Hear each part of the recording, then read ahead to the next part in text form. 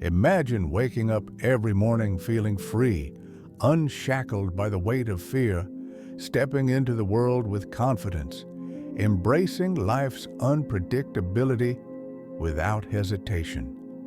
Now think about how fear has shaped your decisions, how many opportunities you have avoided, how many moments of joy you have sabotaged, and how much life you have missed out on. Fear is one of the most primal emotions we experience, deeply ingrained in our biology as a survival mechanism. But what happens when this protective instinct starts to control us, shaping our reality and dictating our every move? In this journey, we will uncover the truth about fear, what it is, how it manifests, and most importantly, how to overcome it. We will explore the wisdom of great philosophers, the insights of modern psychology, and the power of practical strategies to help you reclaim your life. And make no mistake, the final revelation will be the most powerful of them all, the truth so profound that once you understand it, fear will no longer hold you hostage. But first, we must begin by understanding the true nature of fear. What is it? Where does it come from? And why does it have such a grip on us? Fear, at its core, is a response to uncertainty, a mechanism designed to protect us from threats, both real and perceived. It originates from the most ancient part of our brain, the amygdala, which has been wired for survival since the dawn of humankind. When our ancestors roamed the wild, fear kept them alive, alerting them to potential dangers. However, in our modern world, this instinct often misfires. We are no longer running from wild animals or warring tribes, yet our minds perceive social rejection, financial instability, and failure as existential threats. The philosopher Seneca once wrote, "We suffer more often in imagination than in reality." And this is the first great truth about fear. Most of it is an illusion. It is not the actual event or situation that paralyzes us, but our perception of it. Think about the last time you felt afraid. Perhaps it was speaking in public, making a difficult decision, or stepping into the unknown. What was it that you truly feared? Was it the event itself? Or was it the story you told yourself about what might happen? Psychologists call this phenomenon catastrophizing, the tendency to imagine the worst possible outcome, even when there is little evidence to support it. Our minds create terrifying scenarios, convincing us that failure is inevitable, humiliation is certain, and disaster is just around the corner. But here's the paradox. Fear itself is often far worse than the thing we are afraid of. The anticipation of failure is often more painful than the failure itself. The fear of rejection is often more crippling than rejection itself. The fear of death is often more paralyzing than death itself. So how do we break free? How do we stop allowing fear to dictate the course of our lives? The first step is awareness. To dismantle fear, you must first recognize when it is controlling you. Begin to observe your thoughts. Catch yourself in the act of catastrophizing. Ask yourself, is this fear based on reality, or is it a product of my imagination? The second step is to reframe your perspective. Instead of seeing fear as an enemy, recognize it as a teacher. Every fear holds a lesson. Fear of failure teaches you about resilience. Fear of rejection teaches you about self-worth. Fear of the unknown teaches you about courage. The difference between those who are controlled by fear and those who conquer it is not the absence of fear, but their relationship with it. The great psychologist Carl Jung once said, "What you resist persists." The more you try to suppress fear, the stronger it becomes.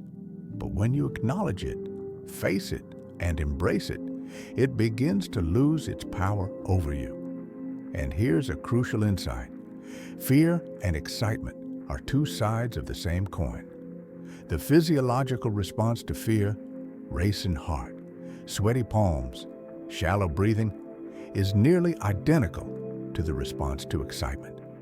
The only difference is interpretation. When faced with fear, instead of saying, "I'm terrified," try saying, "I'm excited."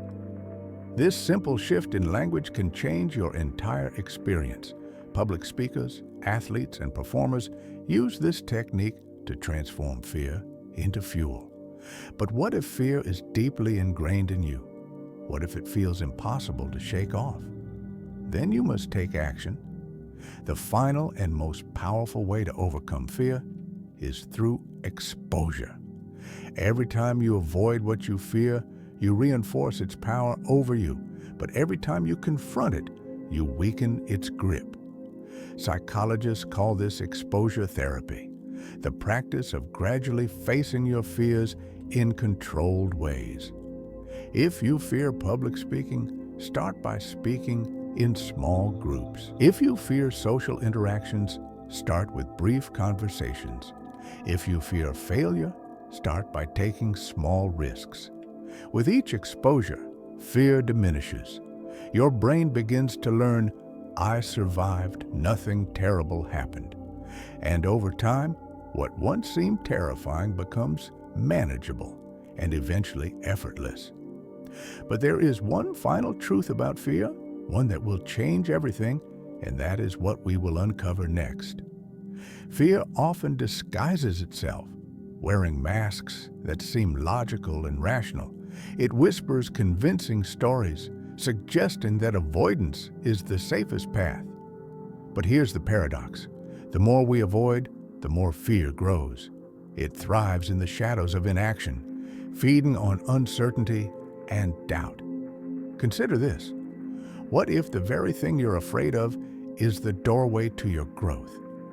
What if fear isn't a warning to retreat, but a signpost pointing towards transformation? The philosopher Joseph Campbell once said, "The cave you fear to enter holds the treasure you seek." This idea is both terrifying and liberating because it reveals that fear isn't the enemy. It's a compass.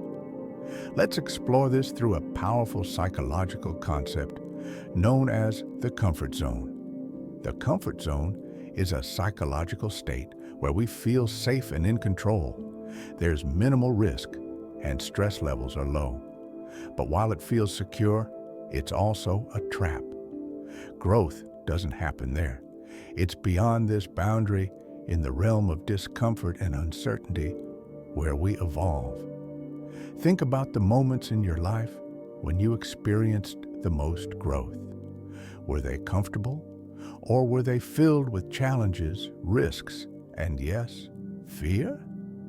The truth is, every meaningful achievement requires stepping beyond the familiar. But how do you do that when fear feels overwhelming? The answer lies in understanding the growth zone and the panic zone. Between comfort and panic, there's a sweet spot, the growth zone. Here, you face challenges that stretch you, but don't break you. It's about taking calculated risks, pushing your boundaries gradually, and allowing fear to exist without letting it control you. One effective strategy is called fear setting, a technique popularized by author Tim Ferriss. Unlike goal setting, fear setting involves defining your fears in detail. You write down what you're afraid of, the worst-case scenarios, and then consider the actions you could take to prevent or recover from those scenarios. This process demystifies fear, stripping it of its exaggerated power. When you confront the worst possible outcomes on paper, you often realize they're not as catastrophic as your mind imagines. Moreover, consider the role of narrative in fear. The stories we tell ourselves shape our reality. If you constantly narrate your life through a lens of fear, "I'm not good enough," I'll fail. I can't handle this. Those beliefs become self-fulfilling prophecies. But narratives are not fixed. They can be rewritten. Cognitive behavioral therapy, one of the most effective psychological approaches, emphasizes this principle. It teaches that our thoughts influence our feelings, which in turn affect our behaviors. By identifying and challenging distorted thinking patterns, we can change how we feel and act. For example, instead of thinking, if I speak up, people will judge me, you can reframe it to, I have valuable ideas to share and not everyone has to agree with me. This shift might seem small, but its impact is profound. Over time, as you consistently challenge fear-based thoughts, they lose their grip. Now let's talk about an often overlooked ally in overcoming fear: community. Fear thrives in isolation. When we keep our fears hidden, they grow in silence. But when we share them with others, their power diminishes. Vulnerability is not a weakness, it's a strength. Surround yourself with people who support your growth, who challenge your limiting beliefs, and who remind you of your capabilities when you forget. Whether it's a mentor, a friend, or a support group, connection provides perspective. It reminds you that you're not alone in your fears. Consider the story of Rosa Parks, a figure whose courage changed history. On that fateful day when she refused to give up her seat, do you think she was fearless? Of course not. She was undoubtedly afraid, but she acted despite her fear, drawing strength from her community and her belief in justice. Courage is not the absence of fear, it's the decision that something else is more important. And here's another truth: fear is a natural part of life.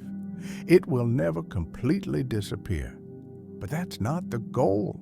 The goal is not to be fearless, but to fear less, to feel the fear and do it anyway. To help you on this journey, start by embracing small acts of courage daily. Speak up when you'd rather stay silent. Try something new, even if you're unsure of the outcome. Take that first step, no matter how small, because momentum builds confidence. Reflect on this. What would you do if you weren't afraid? Imagine the possibilities, the experiences, and the growth waiting on the other side of fear. But there's still one more layer to uncover: the ultimate truth about fear, the insight that transcends all strategies and techniques, a revelation that, once understood, can shift your entire perspective on life itself. What if I told you that fear is not just an emotion to be managed, but a profound teacher, a guide pointing toward the very places where your soul seeks to grow? This is the ultimate shift in understanding fear, not as an adversary to defeat, but as an ally to learn from. Think about it. Every time you faced a fear and moved through it, you didn't just survive, you transformed. You became someone new, someone stronger, wiser, more resilient. The fear was not the obstacle, it was the catalyst. This realization changes everything. The philosopher Alan Watts once said, "The only way to make sense out of change is to plunge into it, move with it, and join the dance." Fear often arises from our resistance to change, our desire to control outcomes, to cling to the familiar. But life itself is change. It's dynamic, unpredictable, and beyond our control. The more we resist, the more fear we create. The more we accept, the freer we become. Consider the story of Siddhartha Gautama, who became the Buddha. His journey wasn't about avoiding fear, but confronting the deepest existential fears: suffering, loss, and death. Through his experiences, he discovered that fear arises from attachment and the illusion of permanence. When we accept the impermanence of all things, fear loses its grip. This leads us to a transformative practice, mindfulness. Mindfulness is the art of being fully present, observing your thoughts and feelings without judgment. It's about noticing fear when it arises, naming it, and sitting with it, not trying to escape or fight it, but allowing it to be there without letting it define you. When you observe fear with curiosity instead of judgment, something remarkable happens.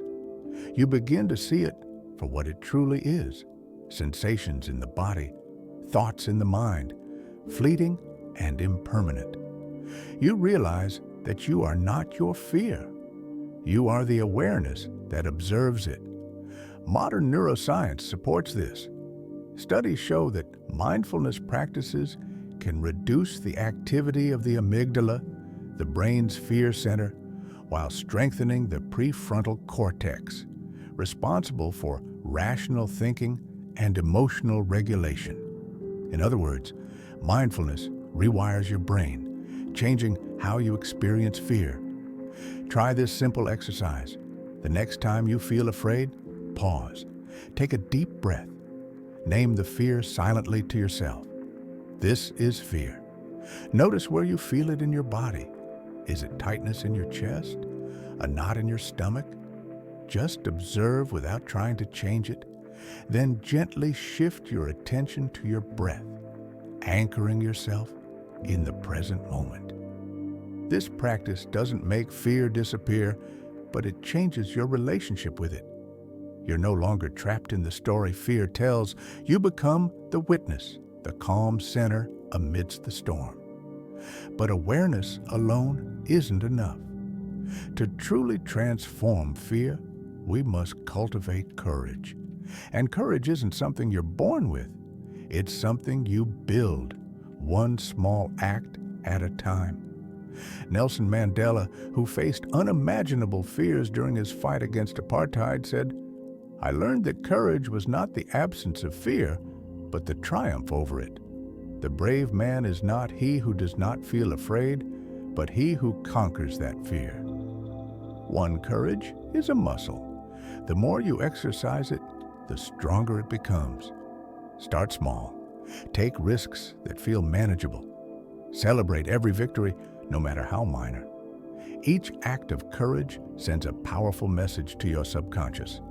I am capable. I can handle this. And here's a secret. Courage is contagious. When you live boldly, you inspire others to do the same. Your courage becomes a beacon, lighting the way for those around you. But let's go even deeper. What lies beneath all fear? If we peel back the layers, fear of failure, rejection, loss, what do we find? At the core, the fear of death. Not just physical death, but the death of the ego, the loss of identity, the unknown. This existential fear is the root of many anxieties, but confronting it can be liberating. Philosophers like Socrates embraced the inevitability of death, not as something to fear, but as a natural part of life. In fact, acknowledging mortality can give life greater meaning. It reminds us that our time is limited, and that's precisely what makes it precious. When you accept that everything is temporary, your fears, your successes, even your existence, you stop clinging. You start living fully, embracing each moment with openness and gratitude. This is the paradox. To overcome fear, you must face it head on, not to fight it, but to understand it, to sit with it, learn from it, and allow it to transform you. So ask yourself, what is fear trying to teach me? What part of myself is waiting to emerge on the other side of this fear? Because here's the truth. The life you dream of is on the other side of fear. The person you're meant to become is waiting beyond the limits you've placed on yourself. And now, as we approach the final part of this journey, we will uncover the most profound revelation about fear, a truth that will not only shift your mindset, but change the way you live. If you found this helpful and entertaining, give it a thumbs up and subscribe to stay updated. Thanks for watching.